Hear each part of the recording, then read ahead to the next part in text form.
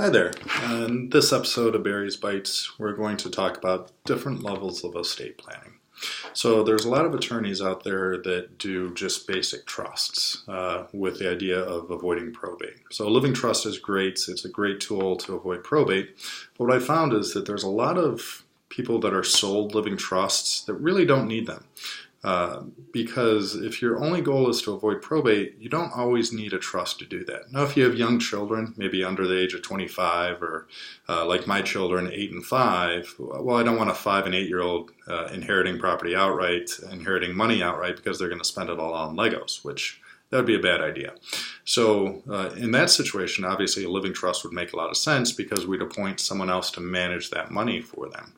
But let's say you have adult age children and you're comfortable with them receiving the money outright, then a living trust-based plan where you just give it to them outright, we might not need that because we could just avoid probate with beneficiary designations and maybe doing a ladybird deed for the home.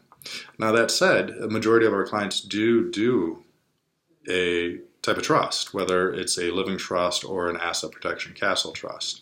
For example, a majority of our clients, they want to protect their children from things like divorces, lawsuits, creditor actions, and bankruptcies for their lifetime.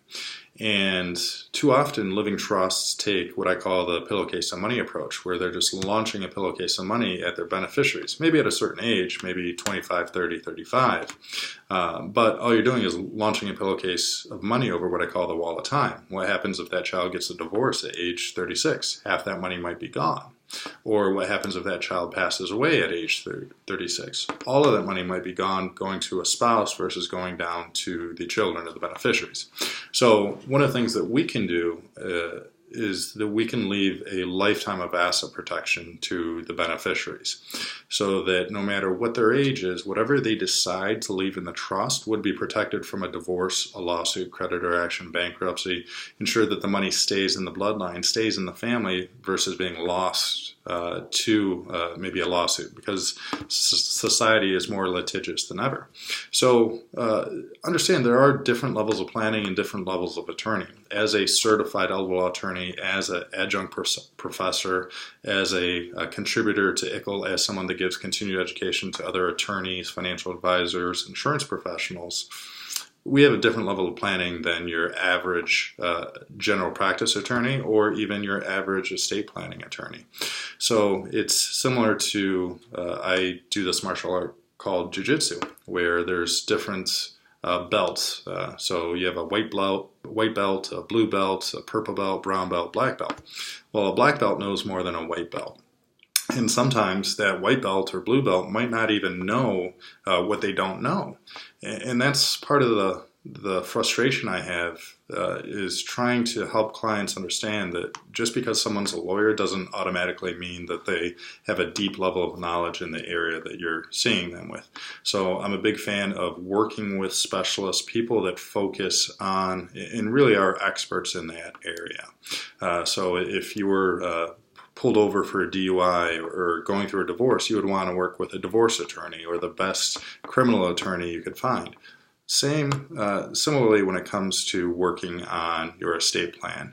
And some people, I was at a church event and someone was talking about how through their work benefits they got a free will. And so it's kind of like you get what you pay for. So I've seen a lot of those prepared by things like ARAG or UAW Legal Services.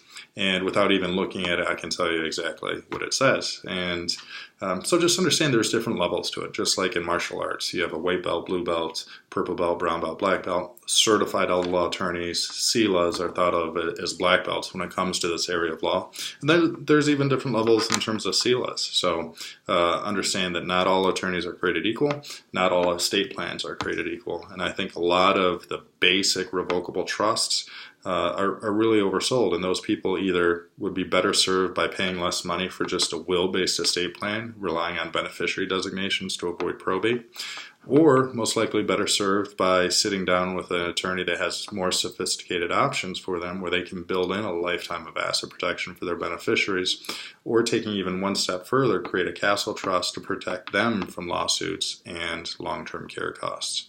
So something to think about. understand that there are different levels of estate planning, different levels of knowledge as it relates to estate planning. This has been Chris Berry with Berry's Bites.